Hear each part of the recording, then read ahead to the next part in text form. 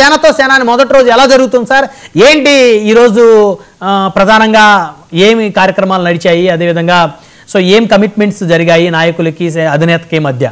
ఈ రోజు ఏదైతే ఈ రోజు వైజాగ్ లో సేనతో సేనాని మీటింగ్ ఉందో, నిజాన్ని చెప్పాలంటే కార్యకర్తల్లో చాలా ఉత్సాహం నింపడానికి ఒక వేదికగా ఇది కనబడతా ఉంది. ఎందుకంటే పర్సనల్ గా చెప్తున్నాను, ఒక్కొక్క నియోజకవర్గంలో క్రియాశీలక వాలంటీర్లుగా చాలా మంది పనిచేశారు. గత 3 సంవత్సరాలుగా చాలా మంది చాలా సభ్యత్వాలు కూడా చేశారు. ఈ రోజు వాళ్ళందరికీ కూడా పార్టీ నుంచి ఒక పిలుపు రావడం, వాళ్ళ పేరుతో ఒక మెసేజ్ రావడం, ఎక్కడో మాలుమూర గ్రామాల్లో ఉన్న వాళ్ళు కూడా ఈ రోజు పార్టీ నన్ను పిలిచింది, నన్ను వైజాగ్ కి రమ్మని చెప్తున్నారు అని వాళ్ళ పేరుతో వాళ్ళ ఐడితో ఏదైతే వాళ్ళకి దాదాపు ఒక 3-4 రోజులుగా ఇన్విటేషన్స్ వస్తాందో, చాలా చాలా చిన్న చిన్న కార్యకర్తలు గ్రామాల్లో ఉన్న వాళ్ళు 100 సభ్యత్వాలు చేసిన వాళ్ళందరూ కూడా చాలా సంతోషంగా ఇన్ని రోజులు ఉన్నటువంటి వాళ్ళు ఇన్ని రోజులు మనం పనిచేస్తున్నాం, మన పార్టీకి తెలుసా, మన అధినేతకి మనం తెలుసా అనే బాధల్లో ఉన్న వాళ్ళందరూ కూడా ఈ రోజు పార్టీ నుంచి ఎంతో గర్వంగా ఈ రోజు నాకు పార్టీ నుంచి మెసేజ్ వచ్చింది, ఈ రోజు నేను వైజాగ్కి వెళ్ళబోతున్నాను, నేను 30వ తేదీ మీటింగ్ లో పాల్గొంటున్నాను అని ఏదైతే ఈ రోజు పెట్టారో, పార్టీ గుర్తించి మరీ పంపించిందో, ముఖ్యంగా ఈ రోజు 13 లక్షల సభ్యత్వాలు చేసినటువంటి రాష్ట్ర వ్యాప్తంగా ఉన్నటువంటి క్రియా వాలంటీర్లు అందరూ కూడా చాలా సంతోషం వ్యక్తం చేస్తున్నారు. ఎందుకంటే ఒక రాజకీయ పార్టీలో ప్రతి ఒక్క కార్యకర్త ఏమి ఎక్స్పెక్ట్ చేస్తాడంటే, పదవులో డబ్బులో కంటే కూడా నా అధినాయకుడు నన్ను గుర్తించాడా, నా అధినాయకుడి నుంచి నాకు గౌరవం, పార్టీ నుంచి నాకు గుర్తింపు అనేది కోరుకుంటాడు. ఎందుకంటే పక్క పార్టీ వాళ్ళు అడుగుతారు, నువ్వు జనసేన అని పనిచేస్తాండవు, నీ పార్టీ నీకు ఎప్పుడన్నా ఒక మెసేజ్ పెట్టిందా, ఎప్పుడు నేను పిలిచిందా అని. ఈ రోజు జనసేన వాళ్ళు ఎవరెవరైతే పనిచేస్తారో కాళ్ళు రెగరేసుకొని చెప్తారు, ఇదో నేను కష్టపడి పనిచేసిన దానికి నా అధినేత నాకు గుర్తింపించాడు. ఎందుకంటే బ్రహ్మనాయుడు గారు, ఎంత తెలుగుదేశం పార్టీ అయినా ఏ రాజకీయ పార్టీలైనా కానీ కార్యకర్త అనే వ్యక్తి ఎప్పుడైతే బూస్టప్ లో ఉంటాడో, కార్యకర్త ఎప్పుడైతే ఆనందంగా ఉంటాడో, అప్పుడే పార్టీ అనేది ముందుకు వెళ్తుంది ఆటోమేటిక్ గా. సో ఆ విషయంలో ఈ రోజు జనసేన సేనతో సేనాని అనే కాన్సెప్ట్ మీరు చూసినట్టయితే యాక్చువల్ గా మీరు అంటే కార్యకర్తల యొక్క మనోభావాలు కూడా సోషల్ మీడియాలో వ్యక్తం చేసే ప్రతి విషయం కూడా అధిష్టానం దృష్టికి వెళ్ళింది. మీడియాలో జరిగిన చర్చల యొక్క విషయాలు కూడా అధిష్టానం దృష్టిలోకి వెళ్ళింది అనే దానికి నిదర్శనం ఏంటంటే, 30వ తేదీ మాత్రమే పెట్టుకున్నటువంటి ఒక కార్యక్రమం 3 రోజులు తీసుకెళ్లారు చెప్పాలంటే. ఫస్ట్ 30 మాత్రమే పెట్టారు, తిరిగి మళ్ళా లెజిస్లేటివ్ వాళ్ళతో, స్టేట్ బాడీ వాళ్ళతో, మెయిన్ గా మీరు చెప్పినట్టు పార్లమెంట్ లో నుంచి ఇంపార్టెంట్ లీడర్స్ తో, ఆ తర్వాత వాలంటీర్స్ తో అంతా కూడా పెట్టినప్పుడు ఏమైందంటే, ఇప్పుడు అంటే ఏంటంటే ఒకే మీటింగ్ ఒకే రోజు ఏం జరుగుతుందని ఎక్కడో చోట ఇబ్బంది పడిన వాళ్ళందరూ కూడా ఈ రోజు లేదు నీకు ఈ రోజు మీరు ఇప్పుడు రావాలా, మీరు ఈ రోజు రావాలని చెప్పి ఏదైతే డివైడ్ చేశారో అవన్నీ కూడా ఈ రోజు జనసేన పార్టీ 11 సంవత్సరాలుగా ప్రయాణం చేస్తున్న వాళ్ళందరూ కూడా ఈ రోజు పార్టీ మీద దృష్టి సారించడం.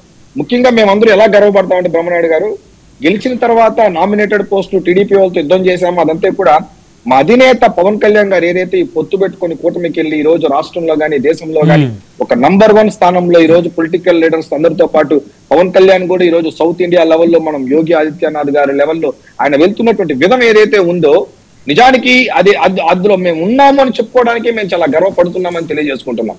డెఫినెట్లీ పాలిటిక్స్ లో ఉన్నప్పుడు ఖచ్చితంగా ఎక్స్పెక్ట్ చేస్తాం, మాకు ఆ పోస్ట్ రావాలని ఎక్స్పెక్ట్ చేస్తాం, నామినేటెడ్ పోస్ట్ రావాలని ఎక్స్పెక్ట్ చేస్తాం, ఇంకా బెటర్ గా వెళ్ళాలని ఎక్స్పెక్ట్ చేస్తాం, భవిష్యత్తులో మా అధినేత ముఖ్యమంత్రి కావాలని కూడా ప్రతి ఒక్క కార్యకర్త కూడా కోరుకుంటాడు.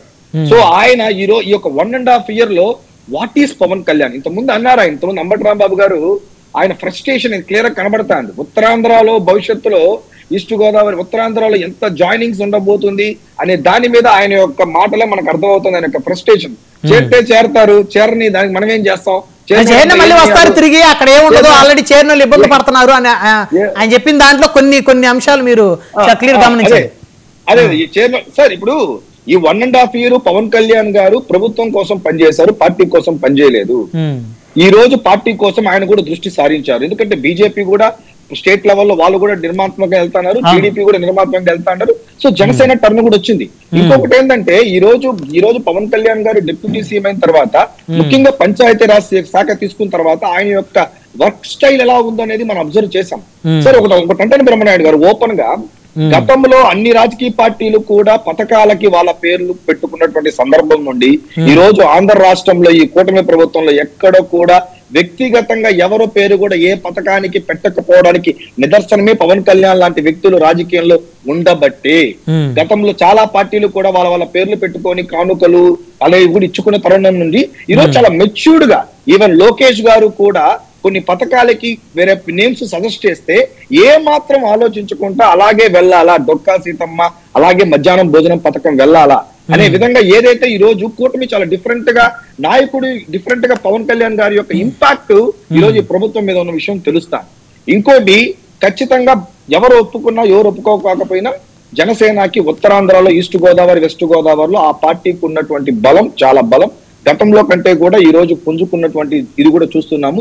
డెఫినెట్ గా వైఎస్ఆర్సీపీ నుంచి అంటే వైఎస్ఆర్సీపీలో కూడా కొంతమంది నాయకులు అంటే ఎవరు ఇప్పుడు మీరు ఎవరో ప్రస్తావన చేశారు, అవంతి శ్రీనివాస్ గారు లాంటి వాళ్ళు జాయిన్ అవుతారనే చర్చ నడుస్తుంది. ఆయన ఆల్రెడీ రాజీనామా చేస్తున్నాడు వైసీపీకి. అంటే అలిగేషన్స్ ఏమీ లేకుండా మళ్ళా వాళ్ళు చేర్చుకుంటే టీడీపీతో డిఫరెంట్ కాకుండా అనే విషయాలు కూడా ఆయన చూస్తారు. ముఖ్యంగా బ్రహ్మనాయుడు గారు ఈ రోజు ఏదైతే ఈ రోజు అధినేత గారు మీటింగ్ పెట్టారో కార్యకర్తల్లోనే కాదు నాయకుల్లో కూడా చాలా జోష్ అనేది నింపడం జరుగుతా ఉంది. మెయిన్ ముఖ్యంగా నాయకులు కూడా చాలా సంతోషంగా ఉన్నారు. మా అధినేత మాట్లాడితే చాలండి, మేము ఇందులో ఆశపడతాము. ఈ రోజు ఆయన పార్టీ నిర్మాణం గురించి మాట్లాడితే చాలు, ఎందుకంటే చాలా సంతోషపడే వాళ్ళం మేమందరం కూడా ఉన్నాం. ఈ రోజు అది జరుగుతాంది, 1-to-1 మీటింగ్స్ పెడుతున్నారు, అభిప్రాయాలు తీసుకుంటున్నారు. కాబట్టి చాలా పాజిటివ్ మీటింగ్ ఇది. ఖచ్చితంగా ఇతర పార్టీలకు ఎంత ఇబ్బంది కలుగుతుందో నాకు తెలియదు, కానీ మా పార్టీకి మాత్రం మేము ముందుకు వెళ్తామని ఆశిస్తున్నాం.